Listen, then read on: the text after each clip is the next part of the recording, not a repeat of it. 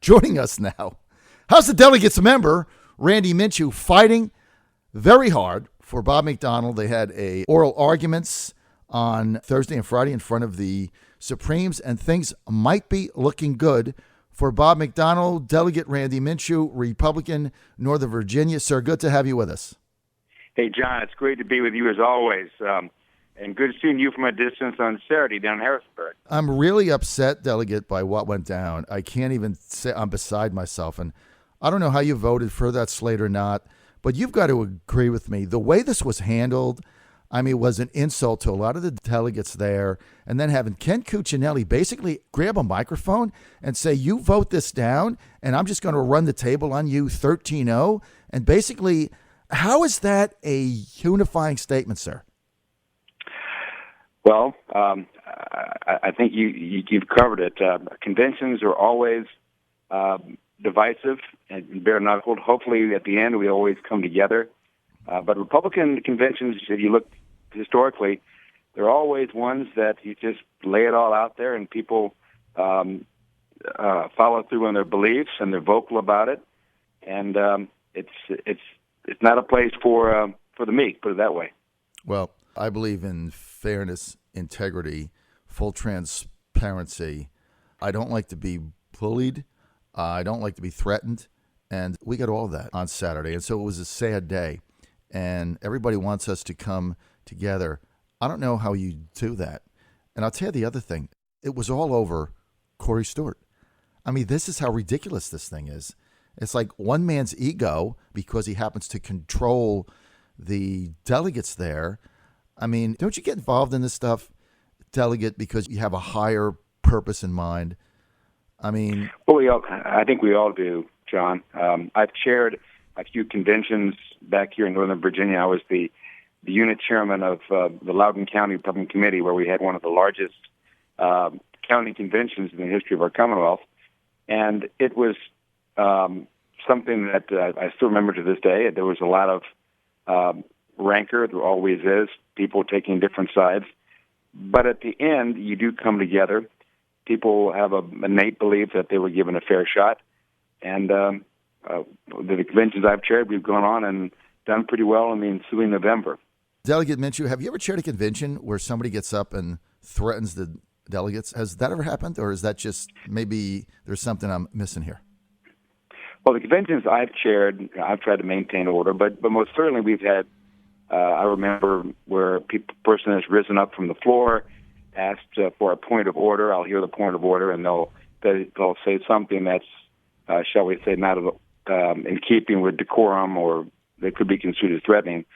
But it's important for a chair to always maintain order while at the same time allowing people to speak and raise points of order and to maintain decorum. But I don't recall seeing what I saw on Saturday. You know, sir, I didn't have you on today to talk about this, and I know I put you on the spot, and I appreciate that comment. And you're welcome. We can talk about the Supreme Court. Yes, let's transition to that. Share with our audience your experience. I mean, you sent me a few texts with pictures, just the awesome opportunity to go in and argue in front of the Supreme Court judges. Can you just share that whole experience with our audience, and then what went down with you guys arguing in favor of throwing out the McDonnell indictment? Well, first of all, I did not have the opportunity to argue in front of the court. I'm a member of the bar of the Supreme Court of the United States. But I did work on, with Senator Bill Stanley and a number of others, a amicus curiae, that's Latin for friend of the court brief. That was one of, I believe, 12 briefs that were filed. But I got up, left my home in Leesburg at about 4 a.m. and went down to Capitol Hill where the Supreme Court is, and had a ringside seat for the McDonnell versus the U.S. arguments. Very well argued on both sides. The attorney representing the Governor McDonnell presented arguments was a guy by the name of Noah Francisco, who did a fabulous job. And as you read in the papers, John, unexpectedly, at least as far as I'm concerned, Justice Stephen Breyer came out of the blocks with a high degree of skepticism for the government's case, and also concerned that the statute itself under which Governor McDonnell was indicted could be so amorphous that it fails a basic due process test. So the questions were all, by and large, ones that were friendly to Governor McDonnell's case.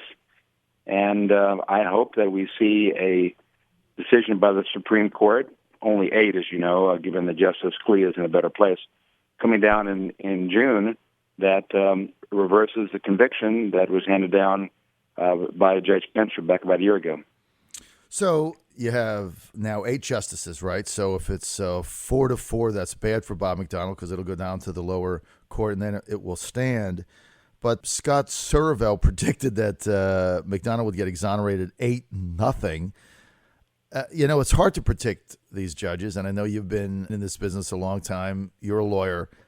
Every time I try to predict what the Supreme's going to do, I predict all the elections I predict are accurate. All the Supreme Court decisions I predict, I'm batting 0 since OJ, or just basically juries. So based on your sense, I mean, it really seemed from the questions, right, that Justice Breyer had some real concerns about the government's case. And I want you to comment on one of the things he said, Delegate Randy Michew, who is with us now, that I thought was telling. He said, I'm very concerned about giving this unmitigated power to federal prosecutors who have unlimited resources, who can pick and choose when they go after anybody with this broad stroke.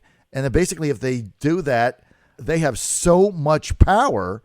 That's not really the way the Constitution was not set up to be that way. Give us some insight on that.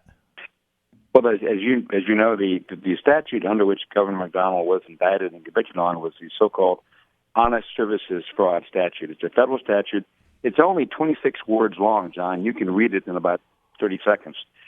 But it is written in such a way that if you construe it as a broad brush to allow a United States attorney to bring indictment against anything he or she thinks is inappropriate, you've got a federal penal statute that is, in my opinion, a tool for violating the Fifth Amendment of the United States Constitution by federal prosecutors.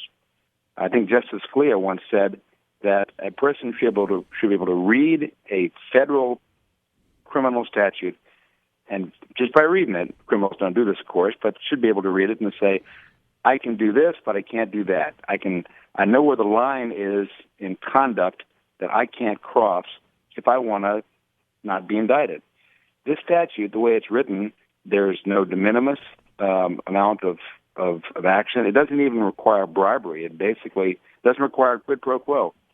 And the concern that the court had is, it wasn't just Justice Breyer, John. It was Justice Alito, Chief Justice Roberts, even some of the more liberal justices expressed concern. So I think you've got a couple issues here. First of all, you've got a statute that itself may be unconstitutional because it's a bit too vague.